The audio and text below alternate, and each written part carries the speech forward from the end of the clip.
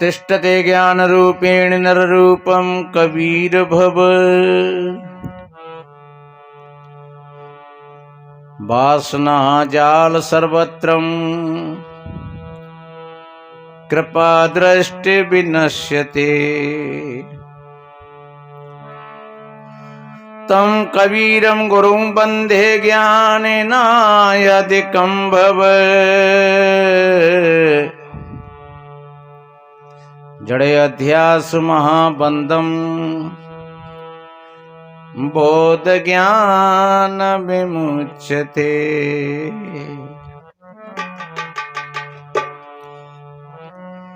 मंगल में मंगल करन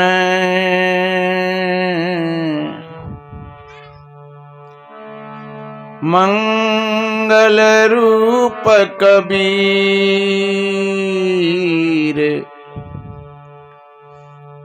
आन जगायो जीव को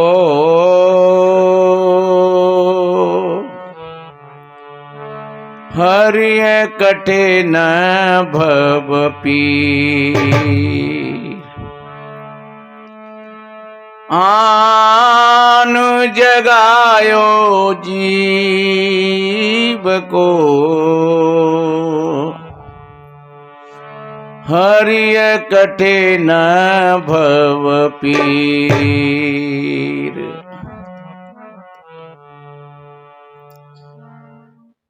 विश्ववंदनीय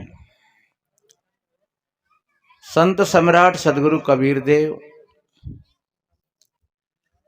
मुदमंगल में श्रद्धेय संत समाज,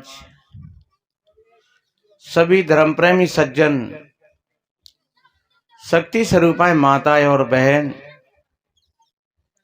भविष्य के कर्णधार, वसुंधरा की गोद में खेलने वाले नन्हे मुन्ने प्यारे प्यारे बच्चे एवं बच्चियां, सभी को वंदन अभिनंदन करते हुए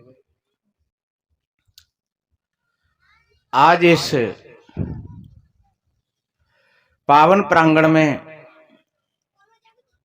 सभी भाई बहन दूर दराज से उपस्थित हुए हैं। ग्राम खजूरी, संजय नगर, जो अंबा से लगा हुआ है, जिला मुरैना, और ये त्रिदिवसीय कार्यक्रम आज कल और परसों 2 दिसंबर तक ये रहेगा। इस कार्यक्रम के आयोजक हमारे जो महात्मा सतवीर दास जी और मुन्नी बाई और सभी इनके पुत्र बहू, सभी में परिवार के सहयोग से, सेवा से, मित्रों के सहयोग से और यहाँ सभी की उपस्थिति में ये कार्यक्रम चल रहा है। वास्तव में ही वे लोग धन्यवाद के पात्र होते हैं जो ऐसे आयोजन कराते हैं, ऐसा सत्संग कराते हैं। और जो भाई बहन सत्संग सुनने के लिए आते हैं वो भाग्यशाली नहीं, वो परम सौभाग्यशाली कहलाते हैं। क्यों कि कोई अगर 100 मन का भंडारा करे, अगर खाने वाले नहीं आए तो फिर उस पुआ और खीर का क्या होगा। किसी की दुकान में 1000 मन 1000 लाखों का सौदा भरा हुआ हो, लेकिन अगर कोई दुकानदार, कोई ग्राहक नहीं आए तो फिर उस सौदा का क्या होगा। इसलिए दुकानदार लिख देता है अपनी दुकान पर, ग्राहक ही देवता है। तो ये हमारे जो श्रोतागण भाई बहन बच्चे पधारे हुए हैं, ये सब देवता हैं, परम सौभाग्यशाली है। ये सत्संग का जो लाभ आप ले रहे हैं, और निश्चित रूप से जो भाई बहन इन संतों की वाणियों को सुनकर के अपने जीवन में धारण करेंगे, तो ये सत्संग एक जीवन जीने की कला सिखाता है। हमारे यहाँ, हमारे पूरे देश में, हम उधर राजस्थान में भी जाते हैं, दौसा, लानसोट, जयपुर तक, अजमेर तक, और पूरी पूरी रात का जागरण होता है। अब थोड़ी सी लाइन संतों ने बना रखी है कि वो 11-12 बजे तक अपना कार्यक्रम करके और फिर वो आराम करेंगे और फिर भक्त लोग चलाएंगे उस कार्यक्रम को, और सवेरे तक चलेगा भजन संध्या। सवेरे 5 बजे, 5:30 बजे आरती करके, और जब वो समापन करेंगे कार्यक्रम को, तो वो कहते हैं नहीं, रात का जागरण होना चाहिए। और मैं कहता हूं कि ये थोड़ी उल्टी लकीर है। रात का मतलब, कोई रात में किसी का सोने से कोई पाप नहीं होता है और जगने से कोई पुण्य नहीं होता है, ये ध्यान रखो। संतों ने कौन सी रात की बात कही है? गीता में भी भगवान कृष्ण ने कहा है, या निशा सर्वभूतानां तस्याम जागृत संयमी। हे अर्जुन, इस मोह की अज्ञान रूपी रात्रि में सभी संसार के लोग सोए हुए हैं। और सदगुरु कबीर साहब जी ने इसको सपना कह करके, सपने सोया मानवा खोल जो देखे नैन, और जीव पड़ा बहु लूट में ना कछु लेना ने देना। मोह निशा सब सोवन हारा, देखिए स्वप्न अनेक प्रकारा। हम सभी भाई बहन इस मोह की रात्रि में सो रहे हैं। अब सो रहे हैं तो देखो क्या राजनीति में वो पलटवार हो रहे हैं। कोई बीजेपी से कांग्रेस में, कांग्रेस से बीजेपी में, कोई हाथीवाए से हाथवाए में, कोई हाथवाए से हाथीवाए में। अब कोई वास्तव में कोई जगा हुआ अगर पुरुष है तो वो देखता है कि ये पूरा का पूरा ड्रामा है, ये नाटक है, ये अज्ञानियों का नाटक है। कोई जगा हुआ है। जगा हुआ आदमी बीड़ी, सिगरेट, तंबाकू, अंडा, मांस क्यों खाएगा? क्यों किसी के दिल को दुखाएगा? जानिए जब ही जीव जग जागा, जब सब विषय विलास विरागा। जानिए जब ही जीव जग जागा, जब सब विषय विलास विरागा। मोह निशा सब सोवन हारा, देखिए स्वप्न अनेक प्रकारा। मोह निशा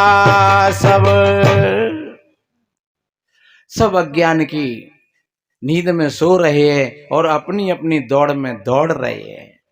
पद के लिए, प्रतिष्ठा के लिए, एक दूसरे को मारने के लिए तैयार है, काटने के लिए तैयार है। कुछ भी करना पड़े, हमें आगे बढ़ने के लिए कुछ भी करना पड़े, चाहे कितने लोगों की पीठ पर, सर पर पैर रख करके नाकना पड़े, पर हम कट जाएं आगे।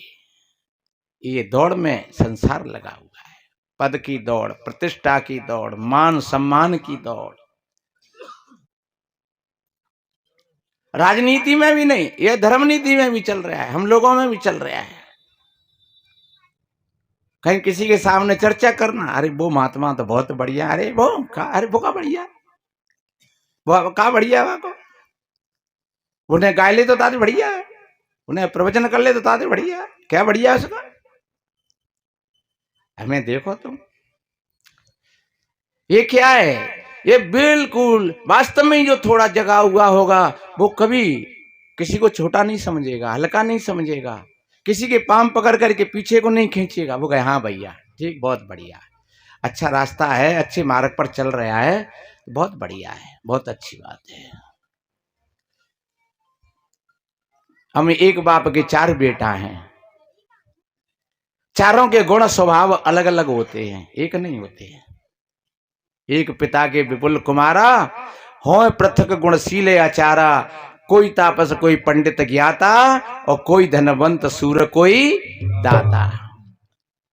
एक पिता के चार बेटा होते हैं और वो चारों, कोई एक विद्वान होता है, कोई एक महात्मा बन जाता है, उन्हीं में से एक चोर बन जाता है, एक पैसे वाला बन जाता है। सज्जनों, जो वास्तव में जो जागृत हो जाएं तो फिर वो एक एक की कदर करें, एक एक का सम्मान करें, क्योंकि वो जगे हुए हैं। तो संत जगाते हैं, रात का जागरण लोग करते हैं, लेकिन वास्तव में रात के जागरण का मतलब ही होता है अज्ञान की रात्रि में, और ये सत्संग है, ये एक जागरण है। ये अज्ञान की रात्रि में जो सत्संग जो संत महात्मा सुना रहे हैं वो एक जागरण है। जागो रे जिन जागना, जय जागन की बार, और फिर कब जागो नानका तब सोवो पैर पसार। आपस में लड़ाई है रही हुई बहन बेटियों में, क्या वो जगी हुई है? कोई एक आदमी क्रोध में तानाशाही में भड़क रहा है, क्या जगा हुआ है? एक भजन में गाते हैं, भूल में ऐसा सोए गए हो, धन खोई दो तेने अपने हाथ, अरे भूल में ऐसा सोए गो। गठरिया जीवन की तेरी, कीमती दौलत की ढेरी। और कहीं कहीं देखा जाता है कि इस भजन को भी गाते हैं और लोग उसी चोरी में, उसी लूट में लुटते भी जाते हैं।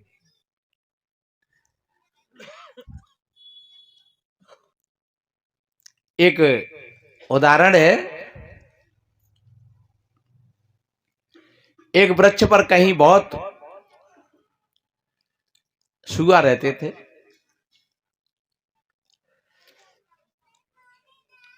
उनमें से एक सुआ किसी एक महात्मा के पास पहुंच गया।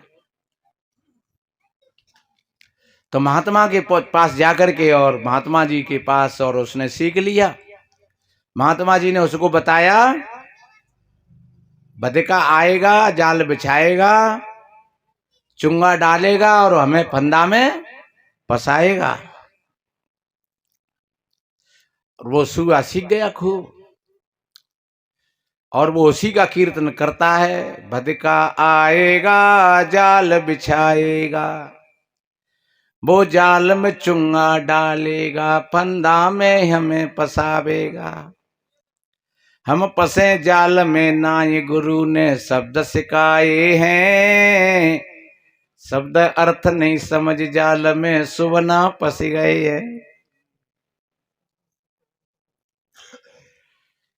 अब कोई समय आया तो महात्मा जी का शरीर पूरा हो गया। अब वो सुआ वहां से उड़ गया, जाकर के जंगल में एक बहुत बड़ा पेड़ था, और उस पर हजारों सुआ रहते थे। और सुआ ने आकर के, और उन हजारों सुआओं में आकर के कह रहे, भैया एक बात बताओ, तुमने को गुरु फुरु बना ले हैं कि नहीं? वे सुआ बोले, भैया हम तो जानते हो ना गुरु फुरु कहते कहते हैं, कहा हो तो गुरु को मतलब। अरे के पागल हो, अगर गुरु नहीं बनाओगे तो तुम सब मारे जाओगे। तो भैया हमें तो पता नहीं है, हमारे गुरुजी ने हमको मंत्र दिया है। तो अभी सबके सब सुआ बोले, तो भैया फिर अब हम कहां गुरु देखें, फिर हम तो तू ही गुरु दक्षिणा दे दे, हम तो ये गुरु बना लेंगे। सो उन सबके सब सुआ चेला बन गए वाके, और उसने उसी मंत्र का पाठ पढ़ाया, उसी मंत्र को पढ़ाया कि काउ दिन बधिका आएगा, आएगा जाल बिछाएगा, और जाल में चुंगा डालेगा, फंदा में हमें फंसाएगा। हम फंसे जाल में नाए गुरु ने शब्द सिखाए हैं, शब्द अर्थ ना समझ जाल में सुवना फंस गए। अब तो गूंज बोल करे, संजा सवेरे बाप है, और कीर्तन है करे धुआंधार। एक दिन बधिक आयो जाल लेकर के, और उसने सुआओं का कीर्तन सुना। वो बात सुन करके और बधिक तो बेचारो सोच रहे रे कि ये तो सब सुआ समझदार है, ये तो सब ज्ञानी है, और मैं जाल डालेंगो चुंगो डालेंगो तो जे ना जाल में बैठे वारे, क्यों जिन्हें पहले से ही पता होगा बधिका आवेगो जाल बिछावेगो, और जाल में कंधा पे रखोइए, और मैं जाल बिछावेंगो चुंगो डालेंगो, और जिन्हें फंसावेंगो पर जे कह को फंसेंगे। बधिका निराश होकर के वहां से लौट गया, जाकर के घर पर शाम को पहुंचा। उसके पिता ने कहा, कहो बेटा आज कैसे तुम रीतित होते आए? बोले पिताजी आज हम ऐसे जंगल में पहुंचे जहां एक वृक्ष पर हजारों सुआ थे, बरगद का पेड़ था, लेकिन वे सुआ सबके सब ज्ञानी थे, और कीर्तन हो रहा उनका। कौ दिन बधिका आएगा, जाल बिछाएगा, चुंगा डालेगा, फंदा में हमें फंसावेगा, पर हम फंसे जाल में ना है। तो पिताजी मैंने इसलिए जाल को वहां नहीं डाला, क्योंकि वो तो सुआ सब समझदार थे। पिता ने कही क्योंकि वो अनुभवी था, उसको अनुभव था। बोले बेटा अरे तू तो अपने काम में कर, तो वे बैठते नहीं बैठते वो उनका विषय था, तुझे तो अपना काम करना था। और उनको ज्ञान नहीं है, वो शब्द के रट्टू हैं, वो नहीं जानते हैं कि इसका अर्थ क्या होता है।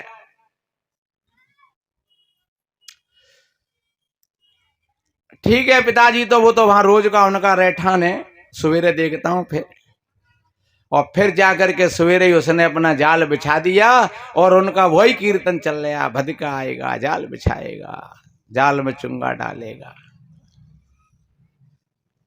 और सारे के सारे सुआ वो चुंगे पर गिर पड़े।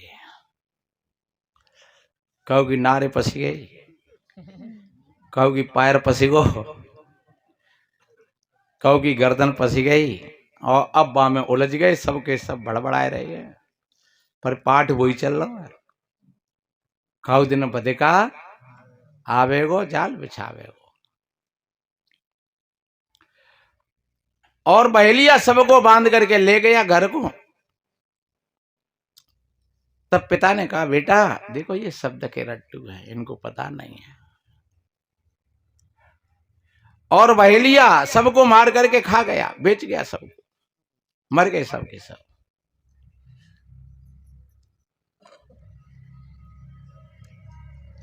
यही हाल हमारा है, कभी कभी शब्द रह जाते हैं मात्र। चारों तरफ देखो तुम, बड़े बड़े कीर्तन हो रहे हैं, बड़ी बड़ी कथाएं हो रही हैं, बड़े बड़े सत्संग हो रहे हैं, लेकिन कोई काम की लहर में ये बहेलिया ही तो है, ये अज्ञान है, ये बहेलिया है, ये काम है, क्रोध है, लोभ है, मोह है, ये खा रहे हैं, सबको खा रहे हैं। सत्संग सुनकर के गए और घर पर लड़ाई हो गई। बहू कहती है देखो माता जी सत्संग सुन के आई और जहां आई लड़ी। बुढ़िया कहती है देख ले सत्संग सुन रही, वहां तो नारे हलाए रही। और माताओं की बात नहीं है, ये हमारी सबकी बात है।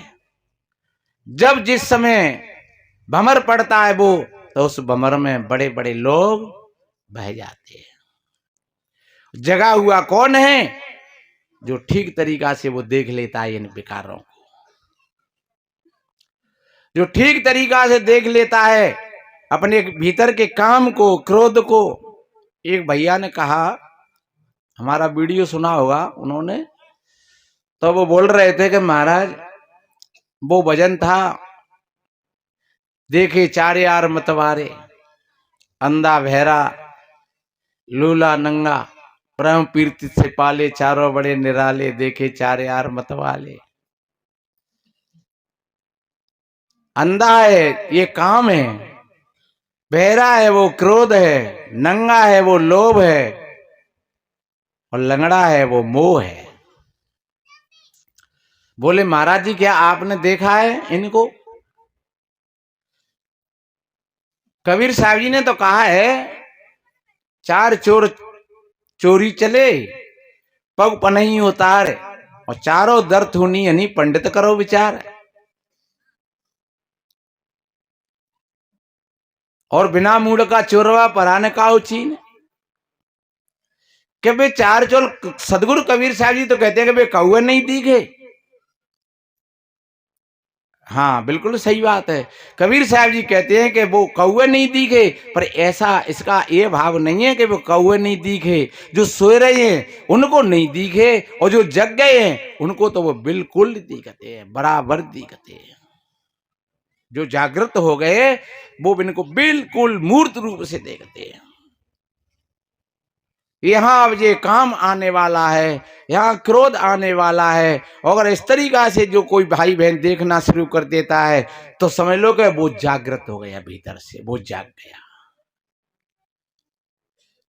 कोई भी काम कर रहा है, कोई भाई बीड़ी पी रहा है, और उसका सदगुरु पूर्ण साहब जी ने कहा है कि दोष दृष्टि जब ही भई तब उपजो बैराग,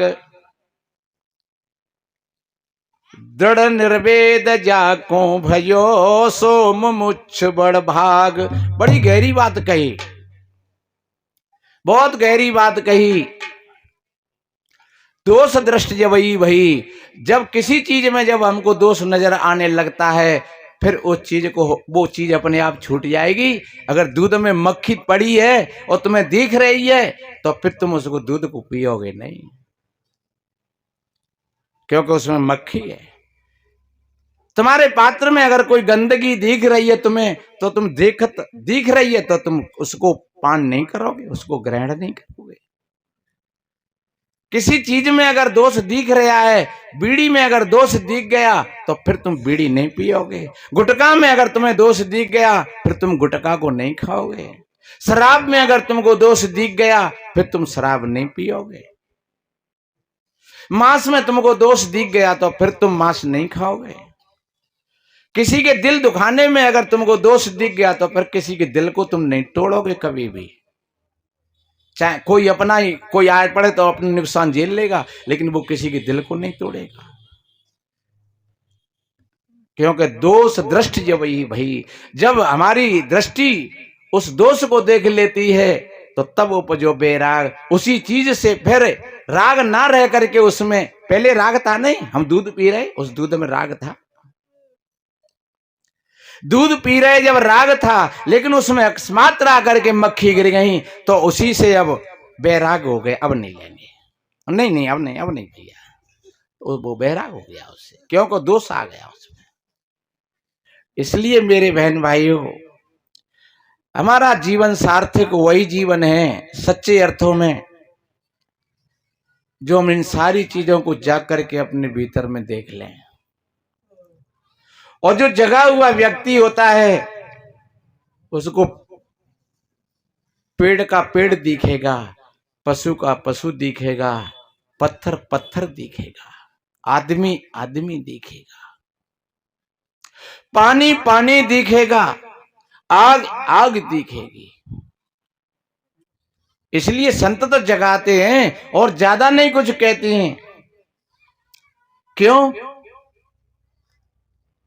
शराब की 1000 व्याख्या करें, शराब पीने का क्या मजा होता है, और शराब पी करके आदमी कैसे चलता है। तो जब तक हम नहीं पिएंगे तब तक नकल तो कर लेंगे, लेकिन एक बात ध्यान रखना, अगर भाई एक बोतल प्याई दी है तो फिर भाई ये कहने की जरूरत नहीं रही कि शराब ऐसे बोलते है कि ऐसे चलते है, क्योंकि फिर सारी की सारी चीजें बाकी बाई में आ जाएगी। क्यों? कि वो शराब के अंदर में वो गुण है। इसी तरीका से मेरे भाई बहनों, संत जगाते हैं, आप जागृत होकर के और यहां से जाएं अपने घर पर, ये ध्यान रखो, तो ये पता लग जाए घर वालों को कि आज सत्संग सुन करके आए हमारे घर के लोग। कोई माताएं घर पर जाएं तो घर के लोगों को पता लग जाए कि हम सत्संग सुन करके आए। भाई लोग घर पर जाएं, बड़े बूढ़े जाएं घर पर, तो बहुओं को पता लग जाए कि सत्संग सुन करके आए। एक बार कहीं की बात है, एक कोई दरोगा जी थे और उनकी पत्नी थी। शाम को बैठे तो संत होते हैं, संतों के सामने सभी लोग भाई बहन अपनी बात कर लेते हैं बढ़िया। चाहे गरीब हो अमीर हो, पढ़े लिखे हो अनपढ़े लिखे हो, और संत किसी का नाम नहीं लेते हैं, संत किसी की बदनामी नहीं करते हैं। संत तो सिर्फ जगाने की बात करते हैं। तो दरोगा जी ने कहा, महाराज मेरी बातों को हजारों लोग मानते हैं और बहुत अच्छे तरीका से मानते हैं, लेकिन सिर्फ मेरी घरवाली मेरी बात को नहीं मानती है। और इसको जाने ये कौन से नजारे से मेरे को देखती है, इसकी समझ में ही नहीं आती है मैं कोई बात कहूं तो। बाने कही, महाराज आप तो महात्मा हैं, आप सही बात बताइए। जे थानेदार हम आए कहा जाए कि वह थाने में थानेदार हैं। हम जिनते जे कहते हैं कि तुम जब थानेदार ये थाने में टांग के आवे करो, और तुम जे घर पे थानेदार ये ले आएंगे तो फिर ध्यान रख लो, फिर हम तुम थानेदार हैं तो हम थानेदार नहीं है। अरे तुम दुनिया को थानेदार है का, जो बच्चन को थानेदार, तो जो बच्चन के तो तुम बाप हो, हमारे तो तुम पति हो, आदमी हो हमारे तो तुम, तो हम तुम्हारी थानेदारी कैसे मान लेंगे। बड़े मजे की बात, बहु हंसी आएगी। मैंने कि भैया बात तो सही कही है, तो तुम दरोगा जी अपनी दरोगागिरी वहीं धर के आवे करो, घर पर तो घर के हिसाब से आवे करो। कि का करो महाराज, मेरो स्वभाव बनेगा वैसो। भाई मैं मेरा मूड रहतो है, सो हूँ भूंजा तो जाऊँ आएगा, बहु न्यों लगाते थाने में ही बैठा हूँ।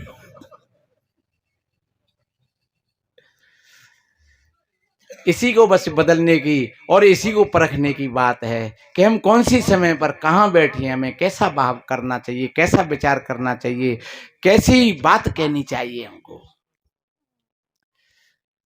हम घर पर जाएं तो घर पर हम दौरानी जिठानी ही है वास्तव में, चाहे भले ही तुम बाहर पढ़ा करके आई हो, मास्टर नहीं हो तुम, पर घर पे तुम्हारी दौरानी है जिठानी है, तो घर में तुमको वही व्यवहार करना पड़ेगा।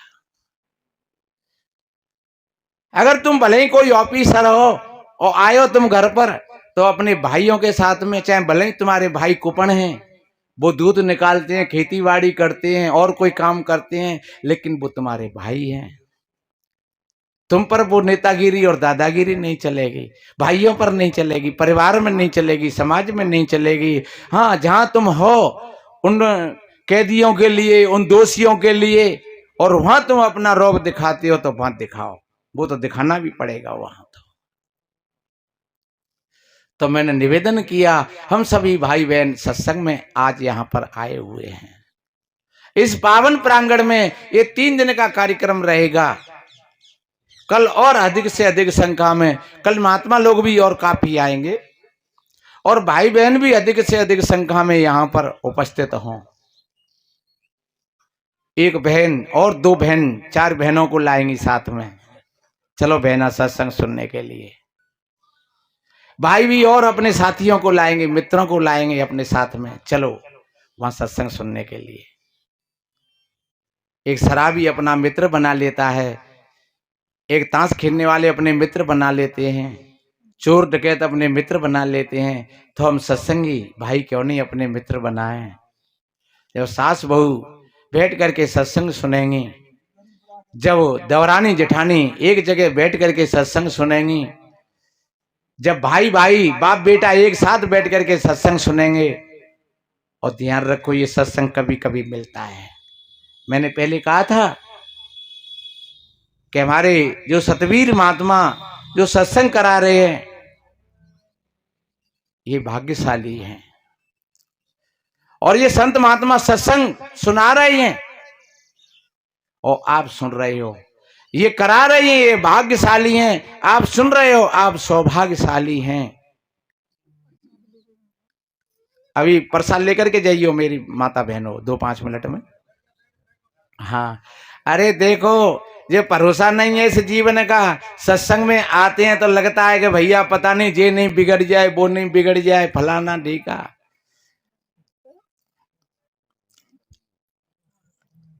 तो इसलिए मेरे भाई बहनों, सत्संग में से कभी अधपर से नहीं जाएं, और यहीं से नहीं, कहीं पर भी सत्संग हो रहा हो, कहीं पर आप सुन रहे हो, तो पूरा करके जाएं, प्रसाद लेकर के जाएं। और ये ध्यान रखो, जो ऐसी आस्था और श्रद्धा के साथ जो भाई बहन सत्संग में बैठते हैं, उनको ही सत्संग फलित होता है। और जो उड़ते सुड़ते आते हैं, अरे भाई चलो ठीक है, ये तो सुना ही था हमने कल परसों, चलो ठीक है कोई बात नहीं है। तो ध्यान रखो, कोई भी घटना होने वाली होती है वो हो जाती है, कोई नहीं रोक पाते हैं। कोई भी काम बिगड़ता है वो बिगड़ जाता है। और शायद आप आस्था के साथ सत्संग में बैठे हुए हो, तो मैं जानता हूं, मुझको ऐसा विश्वास है, आपका कोई काम बिगड़ने वाला नहीं है। ठीक पूरा सत्संग करके, आरती करके, प्रसाद लेकर के जब सत्संग में से जाएं। तो आज हमने ज्यादा ना कुछ कहते हुए हमने यही निवेदन किया है कि सिर्फ हम जागृत होकर के अपना जीवन जिए, होश के साथ हम अपना जीवन जिए। अगर कोई काम घर में कोई किसी ने खराब किया है, तो हम बाकी गहराई में जाएं, ये काम कैसे खराब हुआ है। तुम बिना जाने ही अगर टूट पड़े, तुम्हारे अंदर में क्रोध आ गया एकदम, तुम कहीं कामनाओं के भाव में बह गए, कहीं लोभ में पड़ गए, तो तुम्हारी मिट्टी खराब हो जाएगी। इसलिए संत जीने की कला बताते हैं, जब तुम जागृत होकर के अपना जीवन जियोगे, आपका जीवन बढ़िया बनेगा, सुंदर बनेगा, अच्छा बनेगा। संतों का तो यही भाव होता है कि भाई और बहन इसी तरीका से आएं और समझें और अपने जीवन को ठीक बनाएं, अच्छा बनाएं, सुंदर बनाएं।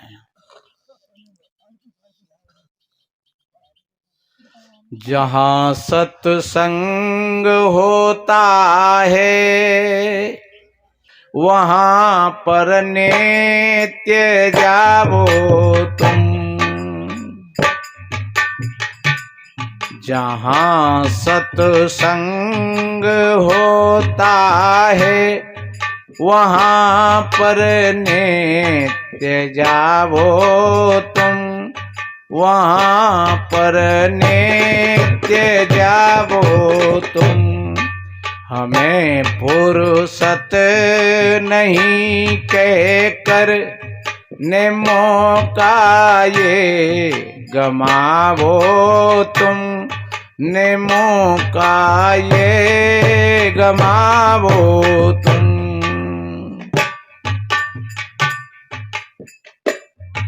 अरे सत्संग करने की न कोई उम्र होती है। अमर यह दीप है, इसकी कभी बुझती न ज्योति है।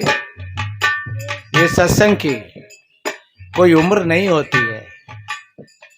ये सत्संग किसी जाति विशेष का नहीं होता है कि कोई भाई ही सुने या बहनी ही सुने, या अमुक जाति का सत्संग है। ये सार्वभौमिक है, ये सबके लिए है। ये सभी को जीवन जीने की कला बताता है। इसी ज्योति से जीवन की सदा ज्योति जलावो तुम।